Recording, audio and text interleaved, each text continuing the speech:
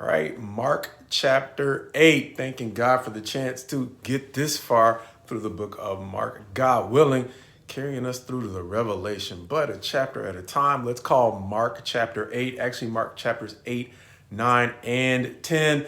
Cross before crown. As we saw, the first 7 chapters give us a different perspective on greatness, whether it's the great crowds as we saw, or the great compassion he had for the crowds, in contrast to the great opposition that it attracted from various others in the nation of Israel. Now, similar to the way we saw Matthew describe Peter recognize Jesus as the Christ, that is going to open the door for, in Mark's description, for Jesus to give them a deeper understanding of what being the Christ actually means, going beyond the privilege to the responsibility, thus the cross before the crown. And in chapters 8, 9, and 10, we're going to get to see 3 slightly different perspectives on what that means. In this chapter, he's going to challenge them to count the cost of not only being the Christ, but of what that means for them in this chapter. That starts out with verses 1 through 10,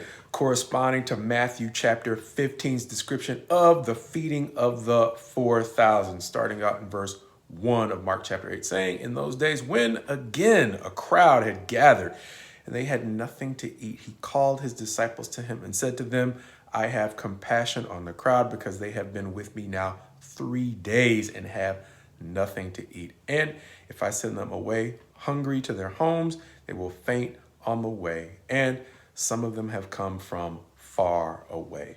leading them to, again, I guess similar to the feeding of the 5,000, to be confused as to how they are going to get enough to eat, even though the feeding of the 5,000 probably should have given him a clue, or given them a clue that it's not a problem for him. This time with 7 loaves and a few small fish, he will have 7 basketfuls left over for feeding the 4,000, as we'll find out in verse 9. And in contrast to what he is doing in working, the Pharisees in verses 11 through 13 are going to approach him to argue and ask him for a sign, with Mark's description of this exchange that I think we see back in Matthew chapter 16, catching my attention for verse 12, which reads, "And he sighed deeply in his spirit and said, why does this generation seek a sign? Truly I say to you, no sign will be given to this generation." Mark not including the part about other than the sign of Jonah, something that Matthew's description includes. But I think we might double back to that exchange later on. However, in verses 14 through 21, he is likewise, as Matthew did, going to give them a warning about the leaven of the Pharisees. But Mark is going to include a warning about the leaven of the Pharisees and the leaven of Herod as well, which we might also double back to, because I think that's important, as he will go on to have to likewise deal with their confusion about whether or not he is talking about their lack of bread on the trip, at which point he's going to seem to get a little bit ticked and tell them that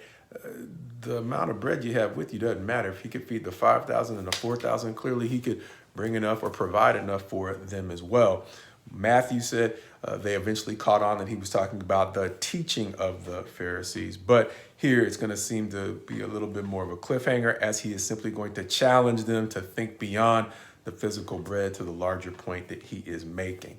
Going on, though, in verses 22 through 26, he's going to heal a blind man at Bethsaida, giving us another example or evidence of the work that he was doing, as he was also trying to expand his disciples' understanding. But it is not all bad for the apostles or his disciples, because Peter's recognition of Jesus as the Christ is going to be what we see in verses 27 through 30. However, if you're familiar with the story, and as we mentioned in Matthew's description,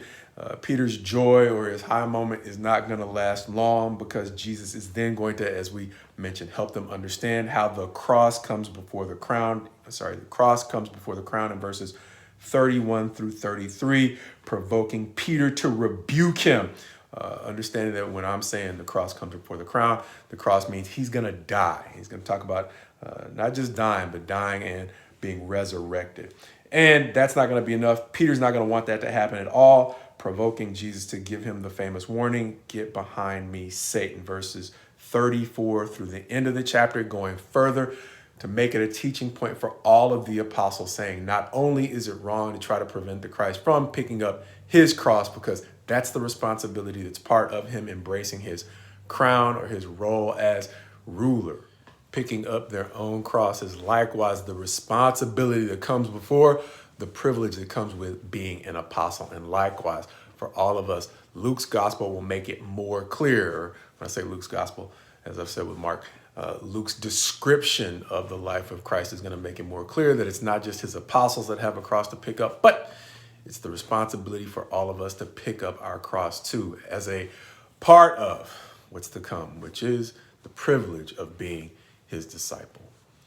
And even though privilege is like a description of a rest for his people after a lifetime of labor and struggle,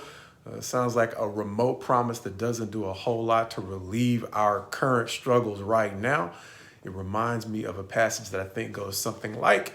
"A working man's rest is sweet," reminding me that even in our daily struggle, a difficult day's work often comes before a great night's sleep, God willing. It's not always the case, but it happens often enough that it gives us evidence that even in our struggles right now, God gives us breaks, much like he's woven the Sabbath into our very week.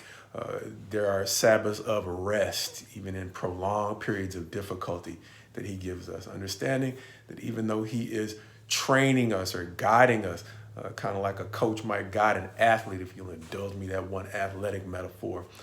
he gives us breaks because he is not trying to break us as much as he is trying to